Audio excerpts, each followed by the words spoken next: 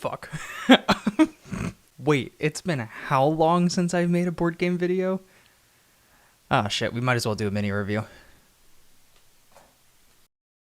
Take a deep breath, deep breath. Alright, so if you live in the US, you've probably noticed that there's been a slowing in the spread of...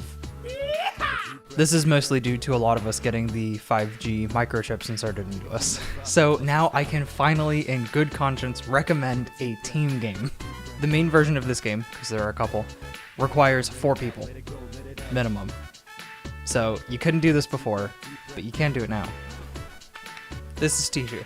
It's a card game that came out in 1991, got picked up by Rio Grande Games for publishing, and has been released in the US ever since.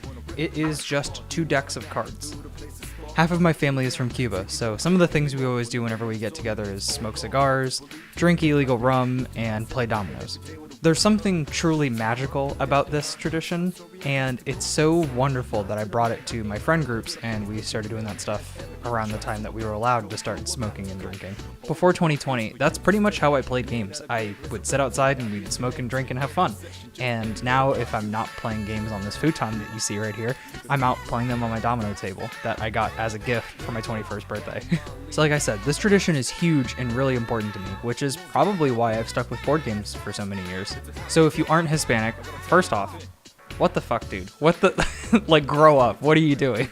Well, there are plenty of other similar games in other cultures, like Mahjong. Very similar vibe. You know, you're matching pictures to pictures, you're matching numbers to numbers. Well, the card game that came out in 1991 to topple them all is called Tichu. Tichu is based off of an even older game called Zeng Fen. Both of them can be described as partnership climbing card games. If your eyes glazed over there, I don't blame you, and I'll explain what that means. You play in teams of 2, and your goal is to get rid of everything that's in your hand before your opponents do. It's not that hard. Sometimes it's just you, sometimes it's both people, depends on the game. The most important similarity is that you don't want to leave your partner out to dry, or else you're not going to have people to play with anymore. Tichu is just a regular 52 card playing deck with 4 special cards, called tricks, which are the Phoenix, the Dragon, the Hound, and the Mahjong. You can just keep your Joker cards that come with a regular deck of cards that you buy, and boom, you have your own Tichu deck. So let's go through this. You're not Hispanic, again, we'll give that one a pass, but it's fine. I promise. And 2, you don't have to spend any money on this, so why aren't you playing Tichu? Well, let's go over how to play, because some of the rules can be a little weird. Before the round begins, you have to push 3 cards, 1 to each player, including your own teammate. This also means that you receive 3 cards. Sometimes you're forced to give up good hands for flexible ones, or you can predict what cards are going to be given to you and go from there. So the complexity of this game is there before the first card is even played.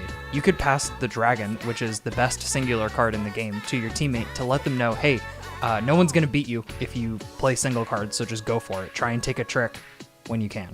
Since you both know that the Dragon is there even though you don't have it anymore but your teammate does, you can use this to your advantage to dump as many cards as you want during a specific turn because you know that the Dragon is going to beat them all out. This allows you to make some really risky plays, and the payoff sometimes is gigantic. It can quite literally be the difference between getting swept and sweeping in one turn. So once you have your cards, let's go over how to play. So the player who starts plays any amount of cards. The person after that has to play something higher, but the number of cards has to stay the same. So if you played a jack, I can play a queen. If you played a pair of 8s, I can play a pair of 10s. If you can't play, or if you want to hold on to playable cards for later, for example, they're part of a larger sequence, and it gets back to the player who played down the last card, the hand is over, and they get to start the new hand by setting the tone and dictating the number of cards that can be played. There are so many mind games in Tichu, it's unreal. Only certain cards are worth points. The 5s, the 10s, and the kings. The Phoenix and the Dragon essentially cancel each other out, so we don't have to go over that. This is a mini review, you don't get everything. And yes, there is a gambling aspect. Games are played to 1,000, but you can wager up to 100 points before you play your first card. What you do is you're going to call Small Tichu, and Small Tichu just means that you are going to be the first person out. If you are correct, you get 100 points for your team. If you are wrong, you lose 100 points for your team. If all cards are played, there are 100 points to play in hand. Which means calling Small Tichu effectively doubles your score if you're correct. So we just went over Small Tichu, which implies that there's a big Tichu. And there is. Before you are dealt your 9th card, meaning before you give any of your cards away, or you receive any, or get the second half of your hand, you can call Grand Tichu. And that's that you are saying that you're going to be out first, same as last time, except you are wagering 200 points. Yeah, can't tell you how many games I lost because of that. This is single-handedly one of the most nerve-wracking things I've ever done in a card game. Your opponents are going to be gunning to kill your hand so you don't get the trick, so you can't lead and play whatever magnificent card combination you must have. And while your teammate's trying to help you, if your teammate goes out first, you still lose Grand Tichu. This just puts a huge target right on your forehead. Almost no other game, especially one this simple, has captured that kind of intensity that I have of playing dominoes with my friends late at night as the sun comes up, trash-talking the enemy team, praying that your partner gives you a good card or that your opponents give you cards that you can deal with. I can go on. It's pretty intense. Again, this isn't a full review, so I've got to cut it here. For a card game, this is surprisingly deep. This isn't some random, obscure card game either. According to the back of the box, which I assume was thrown into Google Translate, over 642 million Chinese people play this game nearly every day. So not only is that just absolutely impossible, it would still be impressive even if it was they sold 642 million copies, or they've had 642 million people play the game. That's still crazy. It doesn't matter what kind of translation error there is on the back. It's still an impressive number no matter what metric it could possibly be pertaining to. Some obviously more impressive than others, but still, 642 million players, period, is insane. People love this game. I mean, there's the Tichu cake, there's the Tichu license plate, and there's the girl with the dragon tattoo. So my ratings for this video are pretty weird. Tichu isn't necessarily deep. It's kind of like dominoes in that there's not a lot of rules, there's not a lot of things you have to learn, but it is very hard to master it. If you're going to play Tichu with a couple of people a couple of times, the game gets exponentially harder even though there's nothing really new that you're learning. For a card game, it's got a moderately high skill floor, but it's got an incredibly high skill ceiling.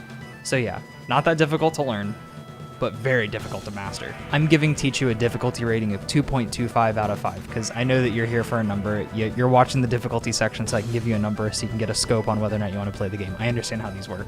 It really only takes like 15 minutes to learn the basic rules of. The only problem is that this is not going to help you. If you do get a copy of this game and you want to learn it by just reading the rules, I do not recommend this. The rulebook is no help whatsoever. It's just an 8-fold pamphlet that was thrown into Google Translate and has plenty of grammar issues. The rulebook explains that a 9 is greater than an 8, and a pair is greater than a single, and a full house is greater than all of those.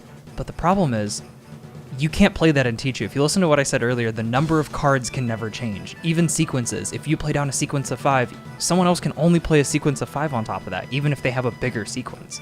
The rulebook does not explain this at all, meaning the first couple of times that I played this game, I played it completely wrong, because I just decided to read this goddamn piece of paper. If you do decide you want to learn how to play the game, I'm going to leave a link in the description to a very good video. It's a little tedious in terms of just how it explains things, but it gets the job done. So, if you ever want to play it with your friends, or if you ever want to play it on Tabletop Simulator in the Bean Discord, just hit me up. No matter how mad I get at the game, the cards I'm given, my teammate, there's something very special about this game. You don't reach 642 million daily Chinese players by being an average card game.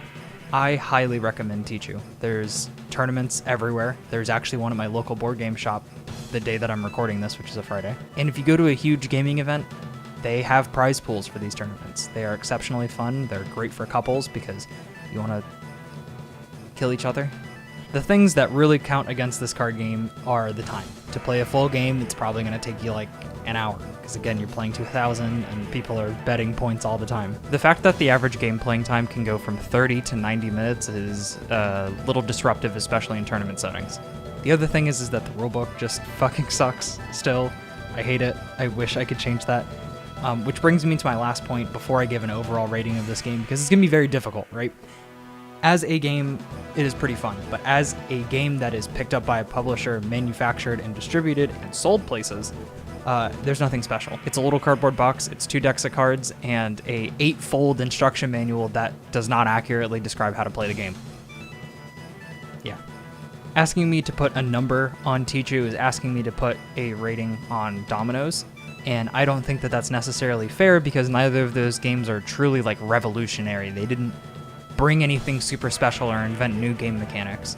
And as a game, they're just whatever. It's all about the people that you play with, and as a team game, those are both extremely fun. But I know that you're here and you clicked on this for a number, and it would be unfair if I baited you in with a review of a game and then didn't rate it. So I'm going to give you a number. Here it is, 6.9 out of 10. Nice. Well, that's it for this sort of mini review. I didn't want to put this on Twitter because I knew it was going to be a little bit longer because Tichu is a very special game.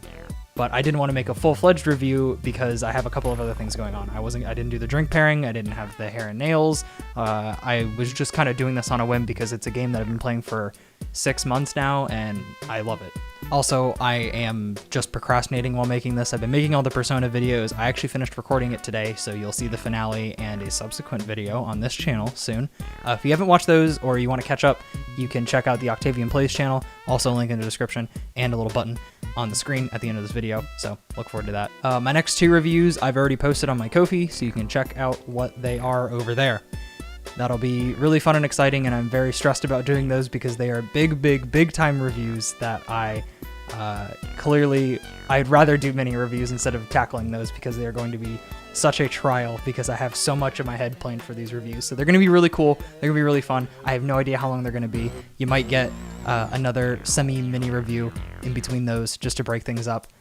But mainly because those videos might also be an hour long if I'm not careful. Anyways, thanks for watching, and I'll see you in the next video.